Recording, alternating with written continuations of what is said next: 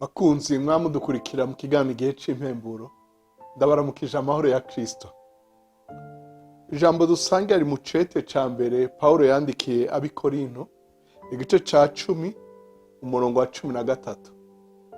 Abikorinto ba mbere igice ca 10 umurongo wa 13 handitse ngo: nta cabagerageje kitari c'umuntu yoshobora kwihanganira, ariko Imana niyo kwizigirwa ntizobakundira ko mugeragezwa n'ibiruta ivyo mushobora.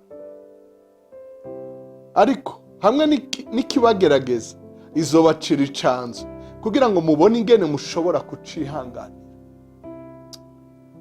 Mukundwa, uriko uraca mu ngorane zitandukanye, ivyo uriko uracamo ivyo ari vyo vyose, nkundira ndakubarire nti Imana iragutabara muri ico kigeragezo. Haleluya. Imana iragutabara muri ico kigeragezo. Jewe nk'umuntu ndashobora kuba ntihariho ibigeragezo umuntu acamo bigoye kwihangana. Mugabo ijambo ry'Imana ntiribesha.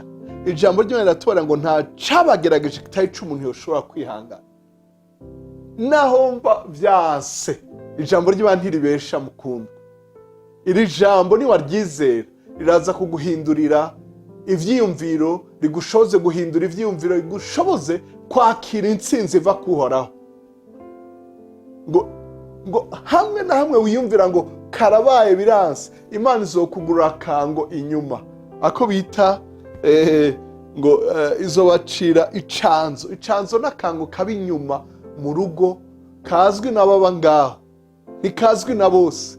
Imana igucira akanzu, igucira akango, karya kango wewe nyene ubona, wewe ubona atawundi abona. Hagati mu vyo uriko uracamo ube maso, wugurura amatwi yawe, ureke kuvuga ngo yabiranse, ndapfuye, karabaye. Reka emera ico ijambo rivuga, uzoronka ico ijambo risezerana. Naho niwemera ico abantu bavuga, uzoronka ico abantu batanga naho nyene. Sinzira ico wifuza hagati y'ico abantu bavuga n'ico Imana ivuga. Mucete Yakobo yandikiye ishengero, mucete Yakobo yandikiye ishengero igice ca mbere umurongo wa 2, adufasha kugira ngo tugire ivyiyumviro mu bigeragezo, kuko ingorane nyamukuru si ivyo ducamo, naho navyo bitoroshe. Ingorane nyamukuru ni ingene twifata mu gihe turiko turaca muri izo ngorane. Biva mu vyiyumviro, ivyo twabonanye abandi, ivyo twumvanye abandi, ingene twabonye abandi bifata, tugaca dukora bene uko. Rero ivyiyumviro vyacu birahambaye mu kudushoboza kunesha ibigeragezo canke amageragezwa uko uvyita kose. Yakobo igice ca mbere umurongo wa 2 gushika ku murongo wa 4 haravuga ngo: mwiyumvire ko ari ivyo kunezerwa gose bene data nimwagwa mu bibagerageza bitari bimwe.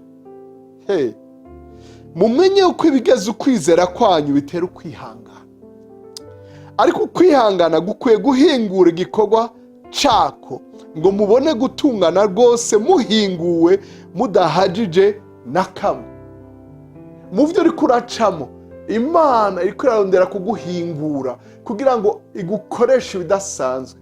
Niwava muri ivyo bigeragezo, nawe uzobere uwuremesha abandi. Ndazi ico ndiko ndavuga, narahuye n'ibintu vyinshi.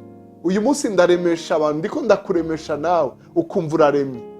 Haraho numva kabaye vyanse, ariko nkibuka yuko yavuze ngo sinzoshikirwa n'ibisumbye ko no kwihangana.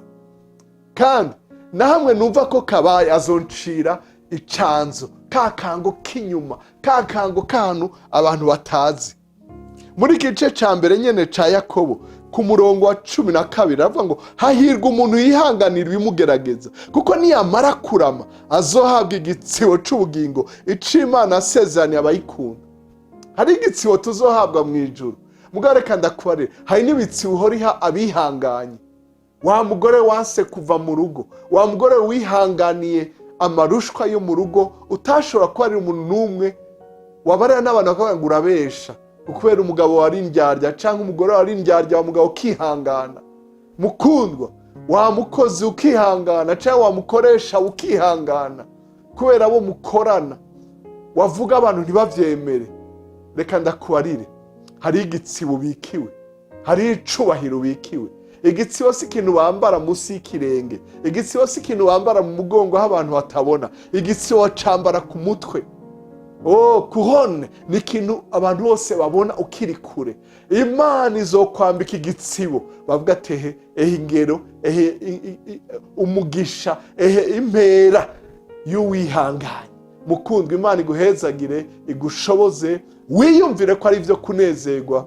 Ibigeragezo si ibyo kunezererwa, ariko muri byo unezerwe ko Imana irazi iciza gukora. Ukore fete, niko Yakobo abivuga, ababisigura niko bavuga. Ukore umunsi mukuru kuko uravuga uti niki naco kirarengana, niki naco kirahera. Nta mvura idahita, nta zuba ritarenga, nta joro ridahera. Haleluya! Imana iguhezagire, iguhoze, igushoboze, iguha abakuremesha. Urakoze kudutega yombi, urakoze gusangiza abandi ubutumwa bwiza no kuremesha abariko baraca mu bigoye. Ntiwirabe gusa, urabe n'abandi. Ivyo birafasha mu kuremesha abandi, nawe urarema, uragahezagirwa mu bawe no mu vyawe aho uri hose, mu izina rya Yesu umwami n'umukiza wacu. Amen kandi amen.